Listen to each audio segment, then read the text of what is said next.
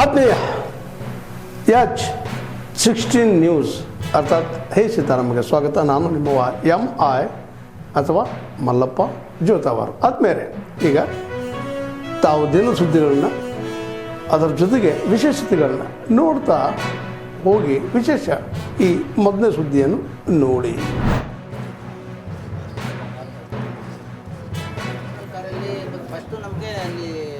Bottle ಹೋದ್ವಿ ನಮ್ಮ ರೈತರು ನೋಟಿಸ್ ಕೊಟ್ಟಿಲ್ಲ, ಇನ್ಫಾರ್ಮೇಷನ್ ಇಲ್ಲ. ಅವ್ರು ಕೇಳಿದ್ದು ಯಾರೋ ಒಪ್ಪಿರೋರ್ಗೆ ಅಳಿಸ್ತೀವಿ ಅಂತ ಒಪ್ಪಿ ಕೊಟ್ಟಾರ ಅಂತ ಎಲ್ಲ ಮಲ್ಟಿ ಕ್ರಾಪ್ ಕೇಳಿದ್ದಾರೆ. ಎಲ್ಲ ಮಲ್ಟಿ ಕ್ರಾಪ್ ಬೆಳೆ, ಅಡಿಕೆ ಇದೆ, ತೆಂಗಿದೆ. ನಾವೇನು ನೈಜ ಸ್ಥಿತಿನ ದಿನ ತೋರಿಸ್ತಾರೆ ಮೀಡಿಯಾದವರು.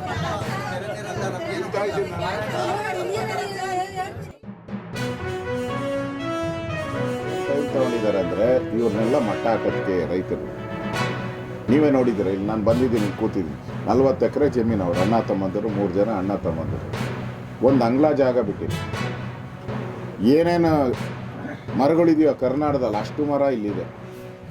ನಿಂಬೆಯಿಂದ ಹಿಡಿದು ಚಕೋತಾಯಿಂದ ಹಿಡಿದು ಯಾವ ತೆಂಗಿನ ಮರ ಏನು ಮರ ಎಲ್ಲ ಮರನೂ ಹಾಕಿದ್ದಾರೆ. ಯಾಲಕ್ಕಿ ಎಲ್ಲ ಮರನೂ ಹಾಕಿದ್ದಾರೆ.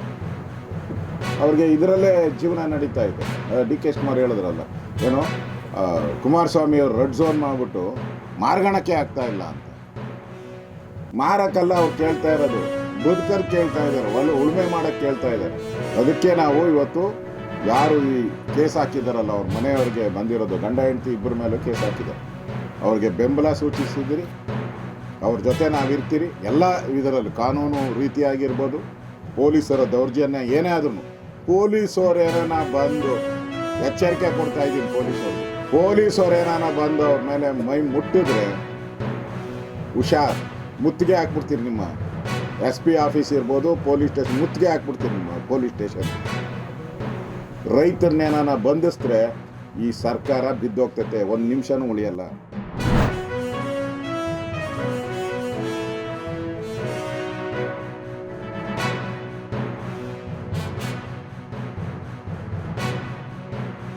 ನಿಮ್ಮ ಪಕ್ಷಕ್ಕೂ ಕೂಡ ರಾಜಕೀಯವಾಗಿ ಸಮಾಧಿ ಕಟ್ಟುವ ದಿನ ದೂರಶ ಅರ್ಥ ಆಗಿರ್ಬೇಕು. ಇತ್ತೀಚೆಗೆ ನೀವು ಅಧಿಕಾರಿಗಳನ್ನು ಕಳಿಸಿದ್ರಿ. ಆಗಿರೋ ಕಾರಣಕ್ಕೆ ಇವತ್ತು ಪ್ರಜೆಗಳು ಭಿಕಾರಿಯಾಗುವಂತ ಪರಿಸ್ಥಿತಿ ಬಂದಿದೆ. ನಿಮ್ಮನ್ನ ಬೀದಿಗೆ ತಳ್ಳಾದ್ರೂ ಸರಿ, ರಾಜಕಾರಣ ಮಾಡುತ್ತೀವಿ ಅಂತ ಹೊರಟವರು ಎಲ್ಲರೂ ಕೂಡ ರಾಜಕೀಯವಾಗಿ ಸಮಾಧಿಯಾಗಿದ್ದಾರೆ. ರೈತರ ಬದುಕಿನ ಸಮಾಧಿಯ ಮೇಲೆ ಫಲವತ್ತಾದ ಜಮೀನನ್ನು ವಶಪಡಿಸಿಕೊಳ್ತಾ ಇರುವ ಸರ್ಕಾರಕ್ಕೆ, ರೈತ ವಿರೋಧಿ ಸರ್ಕಾರಕ್ಕೆ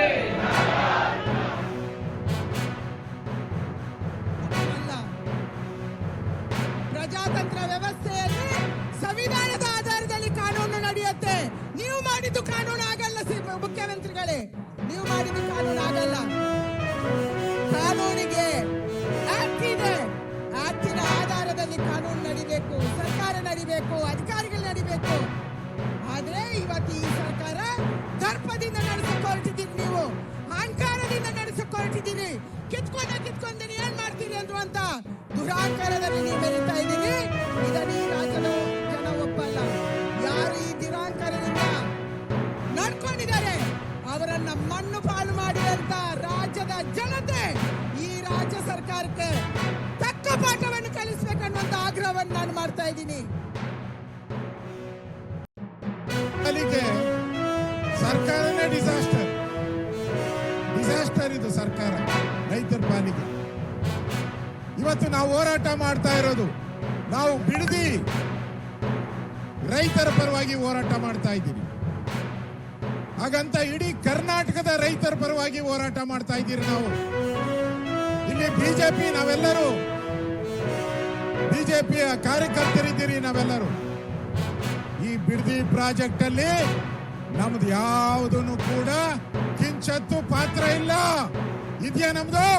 ಒಂದು ಚೂರು ನಮ್ದು ಪಾತ್ರ ಇಲ್ಲ. ಇದರಲ್ಲಿ ನಾವು ನೋಟಿಫಿಕೇಶನ್ ಮಾಡಿಲ್ಲ, ಅಕ್ವೈರು ಮಾಡಿಲ್ಲ, ಯಾವುದೇ ಪ್ರೊಸೀಡಿಂಗ್ಸ್ ಮಾಡಿಲ್ಲ.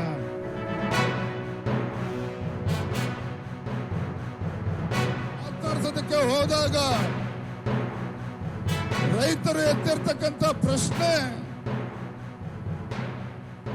ಮಾನ್ಯ ಮುಖ್ಯಮಂತ್ರಿಗಳಿಗೆ ನಮ್ಮ ಪರವಾಗಿ ಕೇಳಿ, ರಾಜ್ಯದ ಮುಖ್ಯಮಂತ್ರಿಗಳು, ಕಾಂಗ್ರೆಸ್ ಶಾಸಕರು ನೂರಾರು ಸಾವಿರಾರು ಎಕರೆ ಜಮೀನನ್ನ ಬಿಡದಿ ಭಾಗದಲ್ಲಿ ಇಟ್ಕೋಬಹುದು.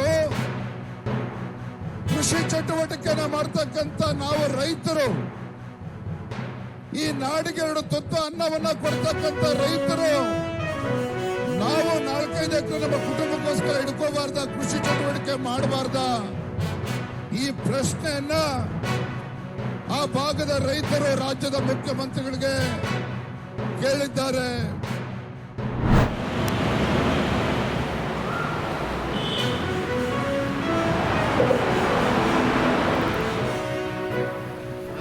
ಕೆಲಸ ಮಾಡ್ತಿದ್ದ ಮಾರುತಿ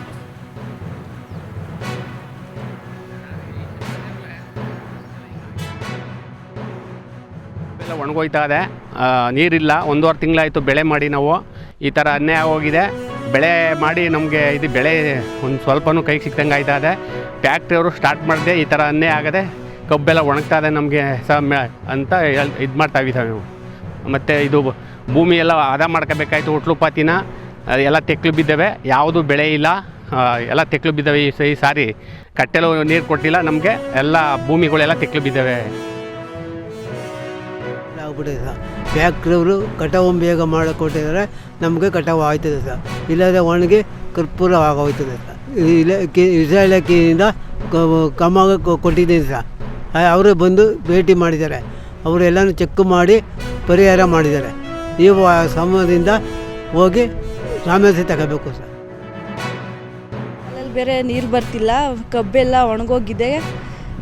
2 ಮಂತ್ಸ್ ಆಗಿದೆ ನೀರು ಬಂದು, ಎಲ್ಲ ಒಣಗೋಗಿ ಗರ್ಗರಿ ಥರ ಆಗ್ಬಿಟ್ಟೈತೆ. ಕಡಿಯೋಕ್ಕೂ ಅವರು ಅವಕಾಶ ಕೊಡ್ತಿಲ್ಲ. ಫೋನ್ ಮಾಡ್ತೀವಿ, ಅವಾಗ ಕಡೀರಿ ಇವಾಗ ಕಡೀರಿ ಅಂತ ಹೇಳ್ತಾರೆ. ಕೇಳಿದ್ರೆ ಒಣಗೋಗ್ತರಿಂದ ಸ್ವಲ್ಪ ರೈತರಿಗೆ ನಷ್ಟ ಆಗ್ತಿದೆ. ಕಬ್ಬು ಇವಾಗ ಕಡೀಲಿಕ್ಕೆ ನಮಗೆ ತುಂಬ ತೊಂದರೆ ಆಗ್ತಿದೆ, ಬೇರೆ ನಷ್ಟ ಆಗ್ತಿದೆ. ಕೇಳಿದ್ರೆ ಆ ಥರ ಅಂತಾರೆ ನಮಗೆ. ಸ್ವಲ್ಪ ಬಾಡ್ತಾ ಇರ್ತಕ್ಕಂಥ ಸನ್ನಿವೇಶನ ನಾವು ನೋಡ್ತಾ ಇದ್ದೀವಿ. ಈಗ ಕಳೆದ 1 ವಾರದಿಂದ ಚಾಮುಂಡೇಶ್ವರಿ ಸಕ್ಕರೆ ಕಾರ್ಖಾನೆಯು ಕಬ್ಬು ಅರೆಯಲು ಪ್ರಾರಂಭ ಮಾಡಿತ್ತು. ಇವೆಲ್ಲ ಕಬ್ಬನ್ನ ಬೇಗ ಕಟಾವು ಮಾಡಿದ್ರೆ ರೈತರಿಗೆ ಆಗುವಂಥ ನಷ್ಟನ ತಪ್ಪಿಸ್ಬೋದಾಗಿದೆ. ಜೊತೆಗೆ ಈಗಾಗಲೇ ಇವೆಲ್ಲ 12 ತಿಂಗಳಾಗಿರ್ತಕ್ಕಂಥ ಕಬ್ಬು ಆಗಿ ಅವಧಿ ಮೀರೋದ್ರಿಂದ ಈ ಕೇವಲ ಕೆಲವೇ ದಿವಸಗಳಲ್ಲಿ ಕಟಾವು ಆದೇಶನ ಸಕ್ಕರೆ ಕಾರ್ಖಾನೆಯವರು ನೀಡಲಿದ್ದಾರೆ. ಇದರಿಂದ ಮುಂದೆ ರೈತರಿಗೆ ಆಗ್ತಂಥ ತೊಂದರೆನ ತಪ್ಪಿಸ್ಬೋದಾಗಿದೆ. ಈ ಒಂದು ಭಾಗದಲ್ಲಿ ಕಳೆದ ಬೇಸಿಗೆಯಲ್ಲಿ ಯಾರು ಕಬ್ಬ ಬಿತ್ತನೆ ಮಾಡ್ಕೊಂಡಿದ್ದಾರೆ, ಅವು ಒಂದು 6ರಿಂದ 7 ತಿಂಗಳು ಕಬ್ಬುಗಳು ಶೇಕಡ 20% ನೀರಿಲ್ಲದೆ ಬಾಡ್ತದೆ. ಏನಾರ ಮುಂದೆ ಮಳೆ ಬಂದು KRSನಲ್ಲಿ ಅದೃಷ್ಟವಶಾತ್ ತುಂಬಿಕೊಂಡು ನೀರಿನಾರ ಬಿಟ್ಟರೆ ಆ ಒಂದು ನಷ್ಟನ ರೈತರಿಗೆ ಆಗುವಂಥ ಭರಿಸ್ಬೋದು ಅಂತ ಈ ಮೂಲಕ ತಮಗೆ ತಿಳಿಸೋಕ್ಕೆ ಇಷ್ಟಪಡ್ತೀನಿ. ನಷ್ಟ ಆದಾಗ ನಿಮಗೆ ಬೆಳೆ ಪರಿಹಾರ ಆಗುತ್ತೆ. ಬಿತ್ತಕ್ಕಿಂತ ಮುಂಚೆ ನೀವು ವಿಮೆ ಕಟ್ಟಿದ್ದಲ್ಲಿ ನಿಮಗೆ ಪರಿಹಾರನೂ ಸಹ ಸಿಗುತ್ತೆ. ಇದರಲ್ಲಿ ಭತ್ತ ನೀರಾವರಿ ಮತ್ತು ರಾಗಿ ನೀರಾವರಿ, ರಾಗಿ ಖುಷ್ಕಿ ಪ್ರದೇಶದಲ್ಲಿ ಮತ್ತು ಹುರುಳಿ ಬೆಳೆಗಳಿಗೆ ವಿಮೆನ ಪ್ರಾರಂಭ ಮಾಡಿದೆ. ಇದನ್ನೆಲ್ಲ ಕೊನೆಯ ದಿನಾಂಕ ಆಗಸ್ಟ್ 15ನೇ ತಾರೀಕು ಕೊನೆಯ ದಿನಾಂಕ ಆಗಿರುತ್ತೆ.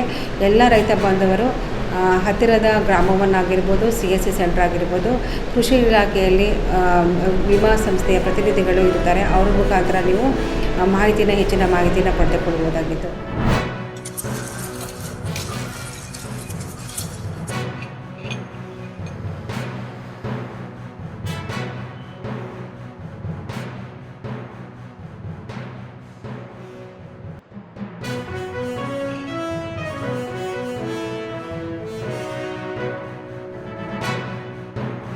ರೋಲರ್ ಸ್ಕೇಟಿಂಗಿಗೆ ಇಲ್ಲೇ ಮಂಗಳೂರಲ್ಲಿ ಟ್ರೈನ್ ಮಾಡ್ತಾ ಇದ್ದೇನೆ.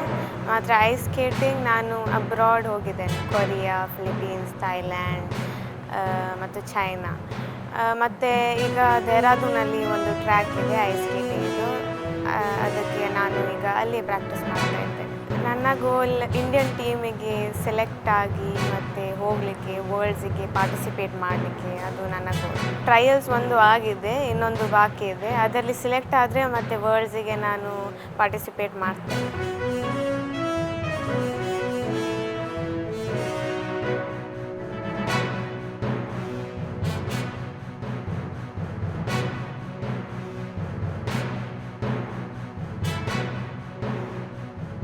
SD M college of business management Mangaluru ಇಲ್ಲಿನ ವಿದ್ಯಾರ್ಥಿನಿಯಾಗಿದ್ದು ಇವರು ಪ್ರಸ್ತುತ 3rd ಇಯರ್ BBA ವ್ಯಾಸಂಗ ಮಾಡುತ್ತಿದ್ದಾರೆ ನಮ್ಮ ಕಾಲೇಜಿನಲ್ಲಿ. ಬಹುಶಃ ಈಗ ತಾನೇ ಮೊನ್ನೆ ಅಷ್ಟೇ ನಡೆದಂತಹ 21st ಸೀನಿಯರ್ ನ್ಯಾಷನಲ್ ಐಸ್ ಸ್ಕೇಟಿಂಗಲ್ಲಿ ಪಾರ್ಟಿಸಿಪೇಷನ್ ಮಾಡಿ ಇವರು ಒಂದು ಗೋಲ್ಡ್ 3 ಸಿಲ್ವರ್ ಪ್ರಶಸ್ತಿಯನ್ನು ಪಡ್ಕೊಂಡಿದ್ದಾರೆ. ಇವರಿಗೆ ನಾವು ನಮ್ಮ ಕಾಲೇಜಿನ ಪರವಾಗಿ ಹೃತ್ಪೂರ್ವಕವಾದ ಅಭಿನಂದನೆಯನ್ನು ಸಲ್ಲಿಸ್ತೇವೆ.